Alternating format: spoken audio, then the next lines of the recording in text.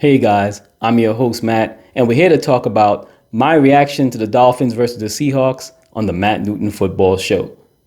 Now, if you follow me on X, formerly known as Twitter, you know that I openly campaigned for Mike McDaniel to come up with a game plan that was very run-centric to protect Skylar Thompson. And the reason being is that Skylar Thompson isn't really a very experienced quarterback, and he doesn't really have the talent to put a team on his shoulders. So I thought the running game would be a good way to take pressure off of Skylar Thompson, protect him so that the defense can't pin their ears back and attack him at the line of scrimmage, and give him a fair chance to run some play action passes, maybe get some quick bubble screens out of his hands, get the ball in the flats to the running backs like Devon Achane and Jalen Wright, and mix it up so that he has a chance of success. He's not going to play the same type of game like Tua does when he's a starting quarterback. We've seen enough of a sample size of Skylar Thompson's play going back to his rookie season, going back to the preseason this year. He's just not a guy who processes things quickly to get the ball out of his hand fast enough. He just isn't that guy. At least he hasn't shown it up until now. So to expect him to play like that, I think is a little bit unfair to Skylar. You really need to whittle the playbook down to a condensed version where he can have the opportunity to be successful. But more importantly, they just needed to offer a heavy dose of the running game to take pressure off of him, to keep them ahead of the sticks, and that he wouldn't feel the pressure to have to make every single play. And oftentimes that's what these coaches do, right? They force these quarterbacks to play hero ball. They put all of the offense's production on their shoulders, but Skylar Thompson isn't suited for that. Maybe there are some other quarterbacks who can do it, right? Skylar Thompson doesn't appear to be one of those guys. So you have to kind of like treat him like he's a guy who's, and sometimes this is used in a very negative connotation, but the fact of the matter is, they say that most of these quarterbacks are game managers. And, I don't want to insult Skylar Thompson to limit his ceiling on his potential, but at this stage in his career, he would be better suited to be coached up to play like a game manager. Stay ahead of the down and distances, avoid negative plays, get rid of the ball quickly, and use and basically function within your own abilities, right? Don't go out of your scope in order to try to play hero ball or be somebody you're not. But the Dolphins didn't do that. They opted to go with a very pass-heavy game plan, at least in the first half. Trent Green mentioned on the live broadcast that the Dolphins at halftime had 21 pass plays versus 8 run plays. I mean, I don't know how you can come up with a game plan on the road in a very hostile environment in Seattle. The Dolphins had to fly from Miami to Seattle, which is the longest domestic flight of any flight in the NFL, flying over 4,000 miles in order to get to Seattle.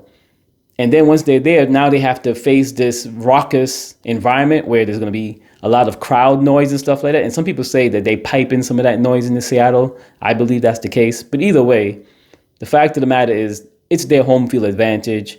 And oftentimes teams play there. They're visitors. They can't always hear their signals. They have to go with silent counts. So the Dolphins would be better served to avoid that situation as best as possible. Lean on their running game, which doesn't require as much talent. That doesn't require as much timing and as much of the hearing that they would have to do to run these play calls. It's not as sophisticated as some of the elements in the passing game. So I thought that this is what the Dolphins would have to do in order to be successful in offense. And, I campaigned that the Dolphins give Devon Achane at least 15 carries, maybe 5+ catches, and then Jalen Wright get 15 carries. And together they can kind of carry the offense, keeping them ahead of the sticks and allowing Skylar Thompson to get favorable third downs, 3rd and 4th, 3rd and 5, 3rd and 3. Those are the kind of areas you want Skylar Thompson to play in so he could be comfortable at the quarterback position. But the Dolphins just weren't up to task today. And honestly, I felt like the Dolphins, from the beginning of the game, looked very disorganized and frankly just quite sloppy on offense. It seems as though they weren't really prepared to play this game. Like watching them on the field, it seems as though sometimes that they didn't even really practice, is what it felt like sometimes just watching the game. And this is interesting because the Dolphins last played on Thursday before last, right? So they've actually had 10 days to prepare for this game. And they look like a team that hadn't really practiced at all. As a matter of fact, they look more like a team that just played on Sunday and then was traveling to play a Thursday night game 3 days later. That's what they look like. They look like a team that didn't really have an opportunity to really practice and work together. But they actually had 10 days to prepare for this game.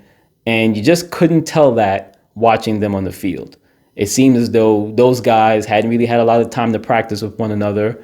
And Skylar Thompson didn't look like somebody who had been practicing with the ones all week. So, I mean, everyone knew Tua was going to be out this game. So Skylar Thompson was going to be the starting quarterback. So there was no question about that. So he had to get all of the first team reps. The game plan had to be designed around his skill set. At least that's what you'd hope to believe. But on the field, it just, the results just weren't there. And, some of it has to do with the talent, too. The offensive line kind of banged up. Teron Armstead, he had to leave the game at some point. Kendall Lamb came in for him. And then Austin Jackson, he also got hurt. So then he had to leave the game at some point. So Patrick Paul came in. So, again, with the Miami Dolphins offensive line, it's always a challenge for them to stay healthy. And this is one of those things that just showed itself again in the game. So the Dolphins really didn't do enough to really protect Skylar Thompson. And then what made matters worse is that Skylar Thompson got hurt, right? So, I mean, the offensive line wasn't able to hold up enough for him to get the protection that he needed. And he took a couple of shots, I believe, to the ribs or something like that, to the chest, because he left the game with an injury to his chest. So, I'm not sure if he'll even be able to play next week. So we'll see what the game plan for the quarterback position is going forward after he gets checked out medically. But going into this game, I did not feel that Mike McDaniel used his personnel to its strengths, especially regarding the type of backup quarterback he had. So it's very unfortunate. If you're a Dolphin fan, you have to feel a little dejected. It's not the end of the world yet. It's just an NFC game they lost. So it's going to have very little impact in terms of the final standings. Yes, it's going to count in the win-loss column, but in terms of tiebreakers and other AFC considerations, it won't hurt the Dolphins just that much. Just like how the loss that the Jets had in week 1 to the 49ers, it's not going to hurt that much because, their biggest challenge is winning the AFC East and beating other teams as it relates to tiebreakers for AFC matchups in the conference. So we'll see where the Dolphins go from here, but it's not the end of a world kind of loss. But you definitely feel dejected because it just seems like the offense is really taking a step back in the last, if you go back to 3 games this season and go back the last 4 or 5 games from last season, you just look at the scoring output that they've had, and it's been just trending in the wrong direction. So the Dolphins really have to find a way to creatively exploit mismatches on the field to get their guys the opportunity to be productive. And to me, it's coaching at this point. The Dolphins have a lot of talent in the skill positions. They just have to find a better way to use them. And the coaches have to come up with this, right? This is the team that they built. They built a team that didn't necessarily have a very strong offensive line. So if they want to beat other physical teams, they have to beat them using ingenuity, using, creativeness, using, out of the box kind of thinking, running out of the box kind of plays. And Mike McDaniel has shown that kind of creativity in the red zone, but in between the 20s, he hasn't been as good as he could be. So, hopefully he learned from this game and it'll offer him a bit of growth in that area. But the game plan, 21 passes to 8 in the first half, I mean, that's just not a winning formula for the Dolphins, especially with Skylar Thompson being the quarterback. I mean, even when Tua is the quarterback, I always campaign, and many of you Dolphin fans do too, you guys want Mike McDaniel to run the ball more, right? Make it closer to a 60-40 ratio, maybe 55-45 ratio. With a guy like Skylar Thompson, it maybe has to be a 50-50 ratio. But you really can't go that pass heavy when you have Skylar Thompson as your quarterback. It's not fair to him. It's not fair to the team. It's not fair to anyone. So I'm a little bit disappointed in how the game played out.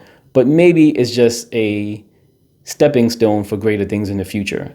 Mike McDaniel has repeatedly says that he likes adversity and he embraces it and he accepts that as a challenge in order for him and the team to bring out the best of themselves.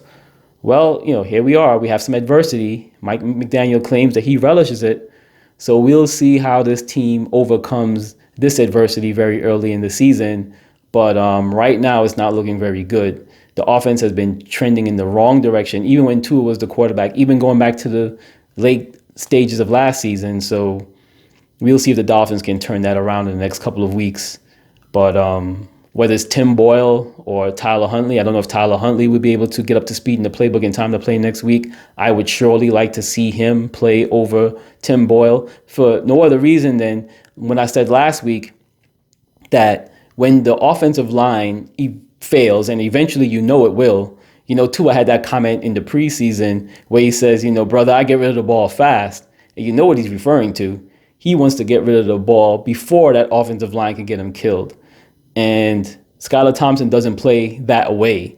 So the only other way to protect a quarterback when the offensive line can't really hold up is to get a mobile quarterback who can get out the pocket and make plays on his own, stay ahead of the sticks, and play winning football, similar to what the Steelers are doing with Justin Fields.